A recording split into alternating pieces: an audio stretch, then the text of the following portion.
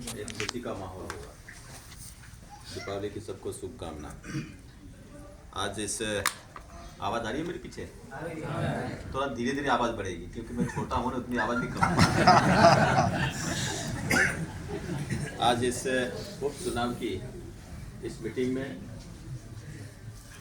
मेरे साथी विधायक भाई शंकर जी, पूर्व प्रधान महेंद्र जी, कांति भाई डामोर, हमारे संचालककर्ता क्या नाम, मगन जी डामोर, मगन भाई, हमारे सरपंच साहब कहाँ गए? वो अच्छा बोले। कहाँ है सरपंच साहब? सरपंच साहब इधर आओ। सरपंच साहब बहुत अच्छा बोले, बहुत अच्छी बात कही। रेड आ जाइए, आ जाएंगे। भाइयों बहनों, युवा मित्रों, सरपंच साहब आपको बहुत बहुत धन्यवाद, बहुत अच्छा बोले, अच्छा बोलते हो। भाइयों बहनों, युवा मित्रों, मुझे बहुत ज़्यादा बातें करनी नहीं आपसे। अभी शंकर जी ने, महेंद्र जी ने, कांति भाई ने सारी बातें बता दी। मैं दो तीन बातें आपसे ही पूछूंगा, मेरी बातें भी करूँगा। देश आज़ाद हुए कितने बरस हो गए? 77 साल हुए। हाँ, 77 साल। और 77 साल में जो पैदा हुआ उसकी उम्र बुढ़ापा आ गया होगा। इस धरती पर वोटों का राज आने के बाद कितनी बार मतदान हुआ? 18 बार लोकसभा का, 18 बार एमपी बने। 18 बार में से ये 18वां सांसद राजकुमार जी, 3 भारतीय जनता पार्टी के बने थे, मानशंकर जी नीनामा, धन सिंह जी और कनक जी। बाकी सारे सांसद कौन थे? कांग्रेस के थे ना। जिस पार्टी का 50-55 साल तक राज रहा हो, वार्ड पंच से लगा करके प्रधानमंत्री तक हमने जीता करके भेजा होगा, उन्होंने क्या किया ये तो पूछो। सवाल पूछना चाहिए कि पूछना चाहिए? देश का मालिक कौन है? हिंदुस्तान की गरीब अमीर जनता हिंदुस्तान की मालिक है। अभी शंकर जी ठीक कहा, पहले राजा रानी के कोख से पैदा होता था। राज प्राप्त करने के लिए माथे कटाने पड़ते थे, अब माथे गिनाने पड़ते हैं। आपकी दुकान है और दुकान पे मुझे नौकर रखा हूं, और दुकान में मैं टाका मारता हूं तो मुझे नौकर रखोगे क्या? नहीं। दूसरे दिन का भैया जा, तेरी जरूरत नहीं है, तू टाका मारता है, दुकान में घाटा हो रहा है, यही कहोगे ना? हमारे साथ में यही हुआ। इसी वोट से कर्म खुलता है, इसी वोट से कर्म फूटता है भाई। अच्छा व्यक्ति जाएगा तो अच्छा काम करेगा, गलत जाएगा तो ऐसाराम करेगा।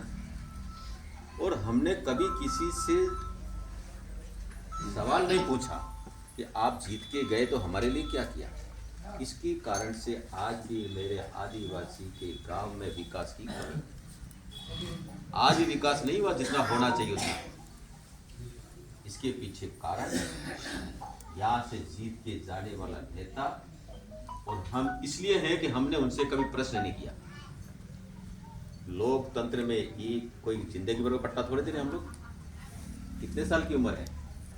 5 वर्ष की। 5 वर्ष के बाद में नेता को वापस आकर इसी मंच पे आपके सामने भाषण देना है। आप लिखो ना भैया, आप चुनाव जीत के जाओगे तो क्या क्या करोगे, करना चाहिए नहीं करना चाहिए? करना चाहिए। और आपने 5 काम बताए 5 में से 2 किए तो अगली बार और आशीर्वाद दो। और उसके खाते में 0 जाता है फिर भी वोट देंगे तो गलती किसी होती है? हमारी है, हमारी गलती है ना। काम करे उसको आशीर्वाद दो, और काम न करे उसको काला मुंह करके घर भेजने का काम करोगे तभी आपका भला होगा भाई, तभी आपका भला होगा। अगर मैं भी आके यहाँ भाषण दे रहा हूँ, भाषण ठोक रहा हूँ, और मैं चुनाव जीतने के बाद आपको शकल नहीं बताऊँ और आपका काम नहीं करूँ, तो मैं किस काम का हूँ? हमारे साथ यही हुआ। ये आप जिस दिन तय करोगे उस दिन आपका भला हो जाएगा भाई। मैं यहाँ खड़ा होकर के ये कह रहा हूँ, फिर कांति भाई ने बहुत सारे काम गिनाए। ये सड़क, डामर की सड़क, अटल बिहारी वाजपेयी देश के प्रधानमंत्री होते तो डामर की सड़क होती क्या? अटल बिहारी वाजपेयी के मन में कल्पना थी कि अगर गांव को डामर से जोड़ेंगे तभी गांव का भला होगा। और उन्होंने ये नहीं कहा भारतीय जनता पार्टी का काम है इसको डामर से जोड़ूंगा और बाकी को नहीं जोड़ूंगा। देश की जनता के साथ में समानता का व्यवहार, वोट देगा नहीं देगा आबादी के आधार पर नॉर्म्स बनाकर कहा कि जाओ सड़क बनाओ। 1100 की आबादी सबसे पहले, 1000 की आबादी, फिर 750 की, फिर 500 की, 250 की आबादी। आज कोई भी गांव ऐसा नहीं होगा डामर की सड़क नहीं जुड़ा होगा। कभी हमने कल्पना की हमारे गांव में सड़क आएगी? अगर डामर की सड़क देखनी होती तो हमको किसी शहर में जाना पड़ता है, ऐसी डामर की सड़क होती है। अभी बिजली की बात कही, मैं नहीं कहूँगा किसी प्रधानमंत्री के दिमाग में ये नहीं आया कि मेरे गांव के आदमी को भी बिजली चाहिए। हम तो बिजली तो गुजरात में देखते थे, हर घर में लट्टू लगता था, हम तो अंधेरे में जी रहे थे। लेकिन मोदी जी आने के बाद उसे सपना था कि आपके गरीब आदमी के आदिवासी घर पे भी बिजली पहुंचाओ। योजना बनाकर कहा खंबा भी ले जाओ, खड्डा भी खोदो, लाइन भी खींचो और मीटर लगा करके उनको दो, 1 पैसा लिया आपसे। ये काम खराब है कि अच्छा है? फिर भी हम वोट नहीं देते, फिर भी वोट उन कपूतों को देते हैं। किसानों की बातें बहुत हुई, बहुत नारे लगे किसानों के, जय जवान जय किसान। जवान का कुछ हुआ नहीं, किसान का कुछ किया क्या उन्होंने? ये तो मोदी जी थे जिन्होंने सोचा बरसात आती है, वावनी आती है, मेरा किसान खाद बीज के लिए तरसता है, खाद किसका लाऊं, बीज किसका लाऊं? या तो उधार लाता है या फिर कहीं से उधार पैसे लेता है, जेवर गिरवे रखता है, तब खाद बीज लाता था। मोदी जी ने किसान सम्मान निधि बना करके 6000 रुपये आपके खाते में डालने का काम किया। ये हमने कहा था कि मोदी जी को नहीं कहा, लेकिन उनको पता था कि गरीब की स्थिति क्या है, मेरे किसान की स्थिति क्या है, आपको मदद करने का काम इसने। सबके खाते में जो खातेदार हैं उनके खाते में 3 किस्तों में 2-2 हज़ार रुपये भेजने का काम किया। पिछली बार विधानसभा चुनाव हुए थे, आपके सामने हमने वादा किया था हमारी सरकार बनेगी तो हम किसान सम्मान निधि का पैसा 12,000 करेंगे। ये हमने आपसे वादा किया। आपने हमको वोट नहीं दिया, आपने तो राजकुमार जी को वोट दिया था, लेकिन हमारा ड्यूटी बनती थी, फर्ज बनता था, जनता, राजस्थान की जनता से हमने वादा किया। पहली कैबिनेट की मीटिंग में हमने फैसला किया 2000 रुपये बढ़ा करके अब किसान सम्मान निधि आपके खाते में 8000 आएगी। भाइयों बहनों 8000 आएगी। इसको कहते हैं भलाई का काम। 12,000 पूरे करेंगे, टुकड़े में 12,000 करेंगे। ये किसान की मदद करने का काम। हमारी माताएं बहनें बैठी, हमारी माताएं बहनें बैठी, कभी कल्पना की गैस का चूल्हा हमको मिलेगा? कभी नहीं कल्पना की। अरे थोड़े 5 मिनट भाई। कभी हमने कल्पना नहीं की। मोदी जी ने कहा गांव की महिला चूल्हा जलाती है, उससे पूछो कैसे चूल्हा जलाती है। जंगल से लकड़ी लाती है और चूल्हा फूंकते तो आधा धुआं तो फेफड़ों में जाता है, आधा आंखों में जाता है। उसकी आंखें भी खराब होती है, फेफड़े भी खराब होते हैं। डायरी बना करके बिना पैसों से गैस का चूल्हा भी दिया, टंकी भी दी, लेकिन भरा कर तो एक बार ही दे देते। हमने आपसे वादा किया हमारी सरकार बनेगी तो गैस के दाम कम करेंगे। पहली कैबिनेट की मीटिंग में हमने फैसला किया अब आपका जो गैस मिलेगा ना 450 रुपये में पड़ेगी, 450। इसको कहते हैं काम, इसको कहते हैं गरीब को मदद करने का काम। उसके बाद में भी हमको समझ में नहीं आता भाइयों बहनों, इसका मतलब लोकतंत्र का मजाक उड़ा दिया क्या? हम मजाक समझ रहे हैं क्या? इसी लोकतंत्र से हमारा भला होता है, इसी वोट से हमारा भला होता है, फिर भी हम चिंता नहीं करते। अब नई पार्टी आ गई, अच्छा है, राजनीतिक पार्टी आनी चाहिए, और पार्टी आनी चाहिए, अच्छा काम करे, हम भी समझते हैं। उन्होंने आदिवासी को सबका ठेका ले लिया और हम आदिवासी की पार्टी आदिवासी की भलाई के लिए काम करेंगे, बहुत अच्छी बात है। ये भी आदिवासी हैं, कांति भाई भी आदिवासी हैं, शंकर जी भी आदिवासी हैं, मैं भी आदिवासी हूँ। हम कोई दूसरे हैं क्या? हम आदिवासी की भलाई की बात नहीं करते हैं क्या? लेकिन उन्होंने कहा नहीं आदिवासी ठेका तो हमारा ही है। मैंने कहा कोई बात नहीं, तुम भला कर दो। और हमको सपने क्या बताए? जब आए तो 8 पास नौकरी कहा नहीं दी। उन्होंने ये भी कहा कि हम आएंगे तो प्रत्येक घर पे हेडपंप के ठूठे खोद देंगे। खोदा क्या एक भी? सब जगह हम सीसी रोड लेके आएंगे। लाए क्या? क्या सपने दिखाए थे यार। और हमने भी भरोसा कर दिया, हाँ ये अच्छा कर देंगे, क्योंकि नया नया कोई आदमी आता है ना तो हमको भी लगता है कि बहुत अच्छा कर देगा। जब काम करता तब पता लगता है। लेकिन एक अंतर जरूर आया भाई, आपके सामने 4 बार का एमएलए में खड़ा हूँ, 4 बार का एमएलए, 6 चुनाव लड़ा हूँ, 2 हारा हूँ, 4 जीता हूँ, प्रधान भी रहा हूँ। मेरा मकान अभी बता रहे थे कांति भाई, कौन बता रहे थे? मैं बता रहा था ना। मेरा मकान आज केलू कोसली है, मैं नहीं बना पाया मकान भाइयों बहनों, मेरे पास पैसा नहीं। राजकुमार जी का मकान आपने देखा है क्या? देखा है? वीडियो में देखा है, वीडियो में देखा, फोटो में बंगला है बड़ा। उनका एक जगह मकान, 3 जगह है। उनका मकान आप देख के आना, 3-4 मंजिला मकान है, एक तरह से हवा महल है। 25 लाख तो डोंगरो हम करवाने थे यहाँ सब। हाँ, डुगरा काटने के लिए। मतलब ये पैसा कौन से खेत में कमाया ये तो बता राजकुमार जी, 5 साल में ये बता। मैं पैसा नहीं कमा के आया और मेरा आदिवासी भाई जिंदगी भर कमाता है, एक टापरा नहीं बना सकता है। बना सकता है क्या? सही बात है। तो तेने कौन से खेत में पैसे पैदा किए मुझे बता तो सही। आदिवासी के नाम से जीत के जाके लूट का धंधा करेगा, ये आदिवासी की भलाई की बात होती है क्या? नहीं जयपुर में मकान है, अगर मना कर दे तो मुझे बताना, मैं बता दूंगा इनके 30 नंबर का मकान होगा या कहीं होटल खरीदी है, जाम्बुड़ी में होटल है हुकुम। माई से खरीदी है। ये क्या नाटक है मुझे बता। मैं तो आज भी मकान नहीं बना पाया क्योंकि मैं आदिवासी के जीना चाहता हूँ, जीता हूँ, मेरा आदिवासी की मदद करता हूँ। अगर मैं भी पैसा लूटना चाहता तो इससे तो कई गुना करोड़ों रुपए मैं कमा सकता था, लेकिन मुझे कमाना था भाइयों बहनों, आपकी तरह जीना था। आज मैं मंत्री हूँ, कल मंत्री नहीं रहूंगा, लेकिन मेरा फर्ज बनता है मेरे भाई की मैं मदद करूँ। अभी कई बातें कर दी। राजनीतिक पार्टियों का काम क्या होता है? विकास करना, ये तो होता है ना। क्या आदि राजनीतिक पार्टियों का काम ये होता है कि शादी कौन किससे करेगा ये इनका काम है क्या? कौन किस धर्म को मानेगा किसको नहीं मानेगा ये इनका काम है क्या? कौन मंदिर जाएगा कौन नहीं जाएगा ये तय करेंगे क्या? फिर समाज क्या करेगा? समाज झकमरेगा क्या? ये काम तो समाज के, तेरे काम नहीं भैया, तेरे काम है वो कर। वो काम तो करते नहीं, लेकिन ये कहते हैं कि शादी तुम मुसलमानों से कर लो। जिस मुसलमान ने हजारों साल तक हमारी बहन बेटियों की इज्जत लूटी होगी, गर्भवती हमारी बहन बेटियों को गर्भ काट करके बच्चे निकाल के मार दिए होंगे, हमारे गर्दनें काट दी होगी, हमारे मठ मंदिर तोड़ दिए होंगे, वो आपका भाई हो सकता है क्या? नहीं हो सकता है। कैसे भाई मान सकते हो? कैसे विश्वास करते हो भाइयों बहनों? और आया कहाँ था मुसलमान? कहाँ से आया? अरब देश से आया ना? हमारे यहाँ का है क्या? अरब देश से आने वाला लुटेरा हमारा भाई हो सकता है क्या? नहीं हो सकता। कैसे विश्वास करते हो यार? पूछो नहीं इनसे। और यहाँ के लोग तो ये बिल्डिंग है हमारी है, तुम्हारे बाप ने बनाई है क्या? अभी आपने देखा होगा, हमारा बच्चा जिसके हाथ में रोजगार होना चाहिए, जिसके हाथ में कलम होनी चाहिए, डायरी होनी चाहिए, उस बच्चे का भविष्य बिगाड़ दिया। उस बच्चे को कह दिया ये जो कानून हमारे ऊपर नहीं लगता है।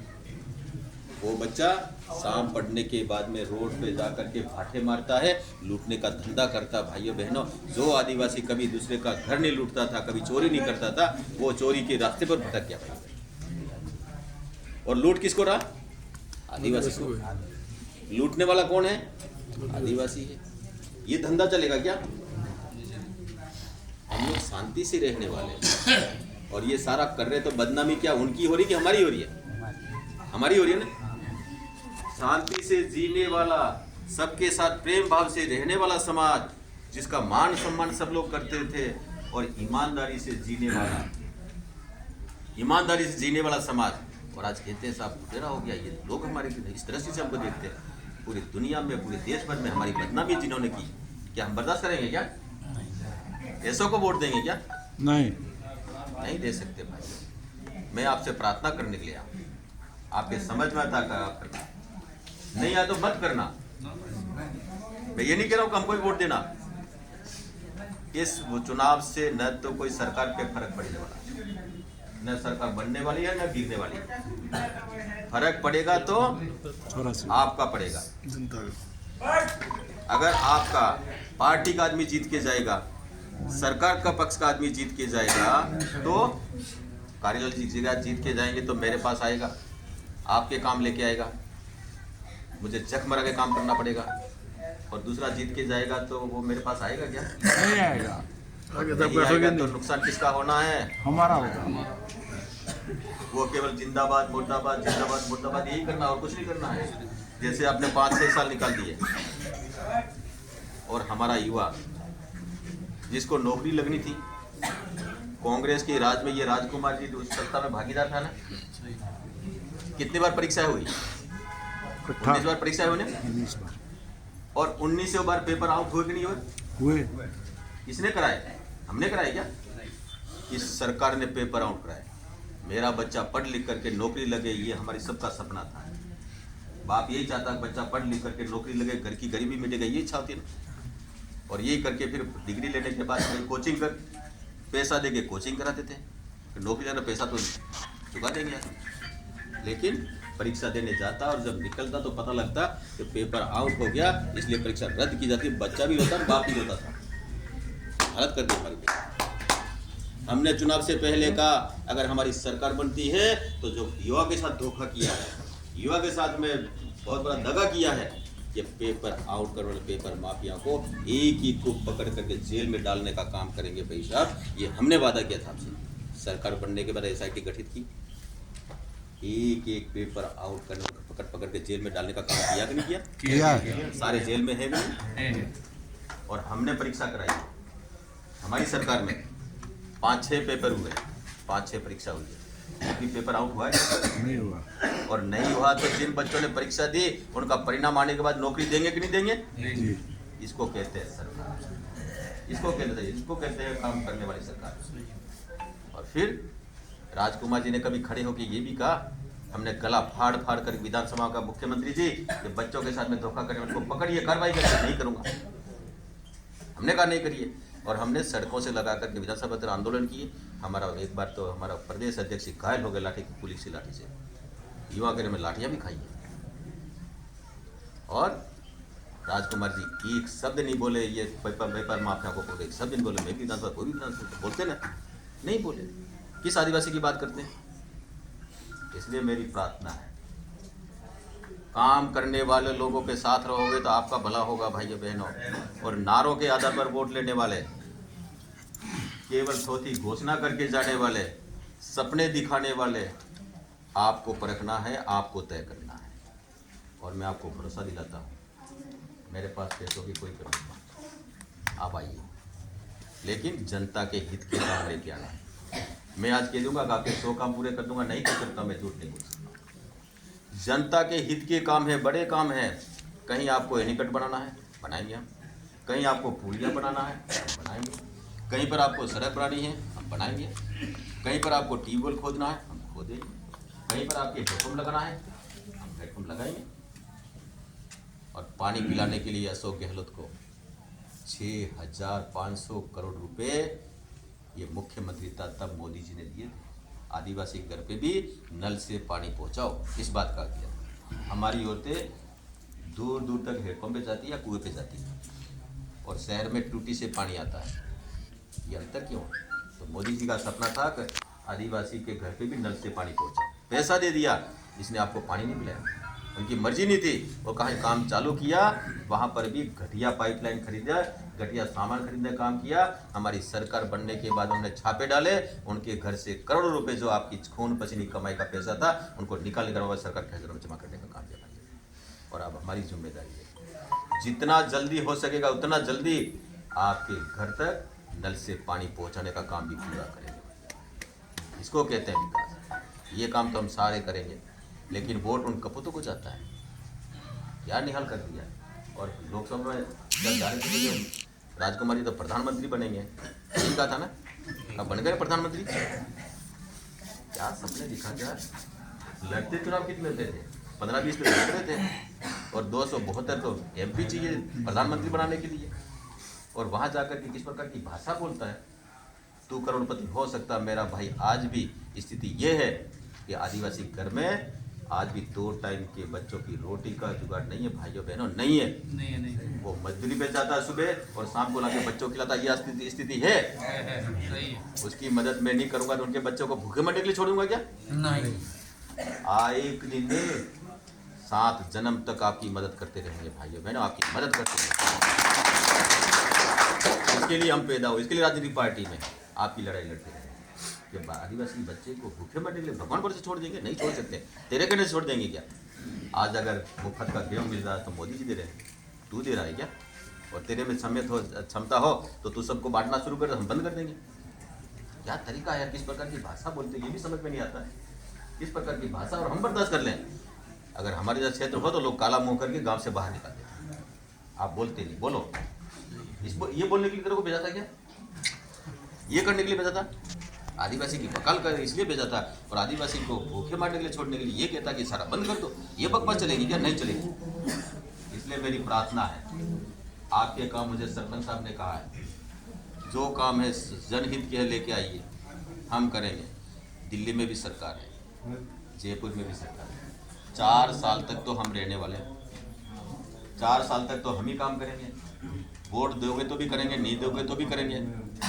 लेकिन अच्छा होगा कि भाई हमारा उम्मीदवार जीतेगा तो आपको नहीं आना पड़ेगा, और उम्मीदवार जीतेगा नहीं जीतेगा तो आप आओगे, किराया भी लगेगा। फिर आपको चाय पिलाएंगे, पूछेंगे भाई साहब आपने हमको वोट तो दिया नहीं, ये तो कहूँगा ना। फिर आपको कैसा ठीक लगेगा? काम तो करूँगा, लेकिन ये बात तो मैं कहूँगा ना। सही। इसलिए मेरी प्रार्थना है, एक बार लग जाइए, क्योंकि ये क्षेत्र आपका भी है तो मेरा भी है। आपकी तकलीफ मेरी तकलीफ, आपको पीड़ा होगी तो मुझे भी पीड़ा होगी। इसलिए मैं आपको ये बात कहने गया। और यहाँ पे चलेगी तो वो आगे मेरे घर तक भी आएगी। ये मुसलमानों की बात कर रहे हैं ना, अगर उनको मार के चढ़ाना, एक बार और चढ़ा के देख लेना। आपकी बहू बेटियों की इज्जत सुरक्षित नहीं रख सकते, आपके सामने उठा के ले जाएंगे। ये था किसी ज़माने में। आपकी बहन बेटों की इज्जत सुरक्षित रखनी है, उनकी इज्जत बचानी है तो पूरी ताकत से खड़े हो जाइए।